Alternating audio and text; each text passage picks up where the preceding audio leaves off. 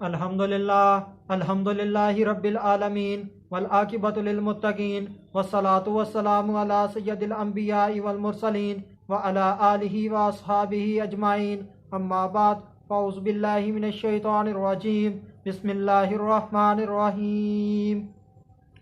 قالت انا یکون لی غلام ولم یمسسنی بشر ولم اکو بغیا۔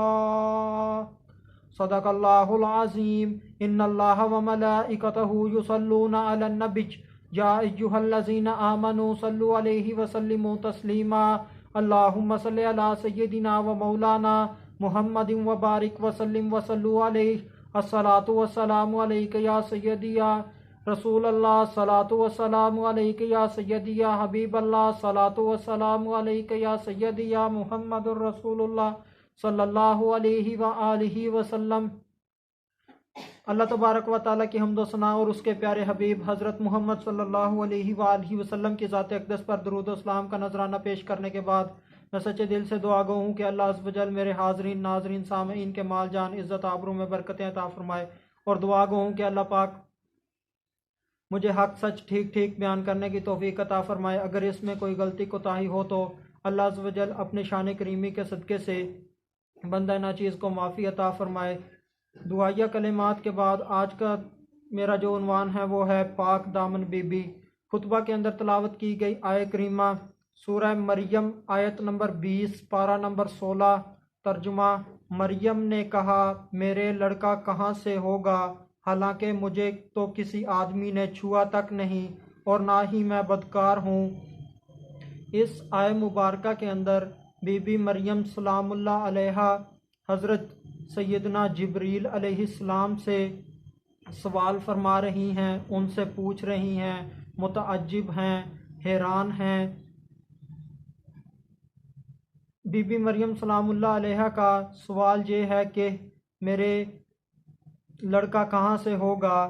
اس سوال کے بعد بی بی مریم سلام اللہ علیہا خاموش نہیں ہو گئیں بلکہ کلام کو آگے جاری رکھا۔ بی بی مریم سلام اللہ علیہا نے فرمایا نہ تو مجھے کسی مرد نے چھوا اور نہ ہی میں بدکار ہوں۔ بی بی مریم سلام اللہ علیہا کو اللہ عز و جل کی ذات پر کامل یقین تھا۔ اللہ عز و جل قادر و مطلق ذات ہے، اللہ عز و جل وسیلوں کے محتاج نہیں ہے۔ اللہ عز و جل اپنی قدرت کاملہ کے ذریعے سے حضرت بی بی مریم سلام اللہ علیہا کو بغیر شوہر کے بیٹا عطا فرما سکتے ہیں، یعنی کہ حضرت عیسیٰ علیہ السلام کا باپ نہیں ہے، مگر حیران متعجب اس لیے تھیں کہ یہ دنیا کا نظام نہیں تھا۔ اس دنیا میں کسی عورت کے ماں بننے کے لیے یہ طریقہ ہے کہ وہ کسی مرد سے ملے۔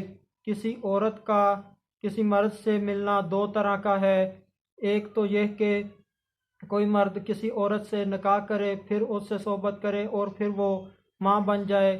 دوسرا طریقہ یہ ہے کہ کوئی دو مرد اور عورت بغیر نکاح کیے ہی آپس میں ملیں اور عورت ماں بن جائے۔ پہلا طریقہ نکاح والا طریقہ ہے، جائز ہے، حلال ہے، اس پر اللہ عز و جل ثواب عطا فرماتے ہیں۔ اور جو دوسرا طریقہ ہے وہ زنا ہے، گناہ ہے، حرام ہے، اللہ عز و جل اس سے ناراض ہوتے ہیں، اللہ عز و جل اس پر سزا دیتے ہیں۔ دنیا میں اس کی سزا یہ ہے کہ جو مرد اور عورت غیر شادی شدہ ہوں، یعنی کہ ان دونوں کی شادی نہ ہوئی ہو، وہ آپس میں ملیں تو ان کی سزا یہ ہے کہ دونوں کو 100 کوڑے لگائے جائیں۔ اگر وہ دونوں شادی شدہ ہوں، یعنی کہ کوئی اور مرد کسی کی عورت کے ساتھ صحبت کرے تو دونوں کو رجم کیا جائے، سنسار کیا جائے، انہیں پتھر مارے جائیں یہاں تک کہ وہ مر جائیں۔ اس کی مکمل تفسیر سورہ نور میں ہے۔ بی بی مریم تو اتنی پاک دامن خاتون تھیں کہ پیدائش کے بعد سے لے کر اب تک بیت المقدس ہی کے اندر رہیں، سارا وقت وہیں پر گزارتی تھیں، اللہ عز و جل کی عبادت کرتی تھیں، اللہ عز و جل کا ذکر کرتی تھیں۔ بی بی مریم کے ذمہ جو بیت المقدس کی خدمات تھیں انہیں سر انجام دیتی تھیں۔ یہ تو بی بی کا حال تھا۔ جو حضرت زکریا علیہ السلام بی بی مریم سلام اللہ علیہا کی پرورش فرما رہے تھے وہ بھی ان کا خاص خیال رکھتے تھے۔ حضرت زکریا علیہ السلام بی بی مریم کو دیگر ضروریات زندگی کھانے پینے کا سامان دے کر جب جاتے تو دروازوں کو تالا وغیرہ لگا کر جاتے تھے۔ یہاں پر سوال ہی پیدا نہیں ہوتا کہ بی بی مریم سلام اللہ علیہا سے کوئی غلطی سرزد ہو۔ بی بی مریم سلام اللہ علیہا ابھی تک کنواری تھی، ان کی شادی ابھی تک نہیں ہوئی تھی۔ اگر شادی ہوئی ہوتی تو سب کو معلوم ہوتا، بنی اسرائیل کو معلوم ہوتا۔ المختصر کہ بی بی مریم سلام اللہ علیہا کو کسی مرد نے نہیں چھوا۔ حضرت جبرائیل علیہ السلام نے بی بی مریم سلام اللہ علیہا کو بغیر شوہر کے بیٹا عطا فرمایا، پاکیزہ بیٹا عطا فرمایا، سیدنا عیسیٰ علیہ السلام عطا فرمائے۔ یہ آیت بی بی مریم کے علم کے اوپر بھی دلالت کرتی ہے کہ بی بی مریم کو پتہ تھا کہ عورت کے ماں بننے کے لیے جو طریقہ ہے وہ یہ ہے کہ عورت کسی مرد سے ملے، چاہے وہ نکاح کے ذریعے سے ملے چاہے وہ بدکاری کے ذریعے سے ملے۔